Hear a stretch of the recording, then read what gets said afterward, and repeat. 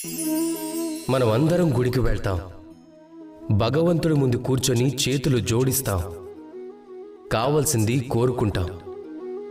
ఎప్పుడైనా ఆలోచించారా దేవుడికి ఏమనిపించుంటుందో? నా భక్తులు నా దగ్గరకు వచ్చేది కోరికలు నెరవేర్చుకోవడానికి కానీ నన్ను కలవడానికి కాదు అని. అందరూ గుడికి వెళ్తారు, తమ తమ కోరికలని దేవుడి ముందు పెడతారు. ఒకవేళ వారి కోరికలు నెరవేరకపోతే నిరాశ చెందుతారు. కనుక ఇకపై ఎప్పుడు గుడికి వెళ్ళినా మీరు భగవంతుడి ముందు కూర్చోండి, నమస్కరించండి, ధన్యవాదాలు చెప్పండి.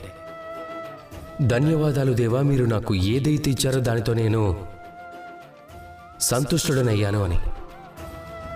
నాకు మీ మార్గదర్శనం చాలు. నేను చేస్తున్న కర్మల ద్వారా నాకు లభించే కర్మఫలంలోనే నేను కోరుకున్నవన్నీ లభించేలా చేయండి అని కోరుకుంటే. ఒకవేళ కోరుకోవటానికి మాత్రమే గుడికి వెళ్తే మీరు ఆ దేవుడు ముందు ఎంతో చిన్నవారైపోతారు. అలా కాకుండా మీ పనిని మీరు చేసి దైవానికి కృతజ్ఞతలు చెప్పడానికి వెళ్తే మీరు నిజమైన దైవాన్ని చూడగలుగుతారు. రాధాకృష్ణ.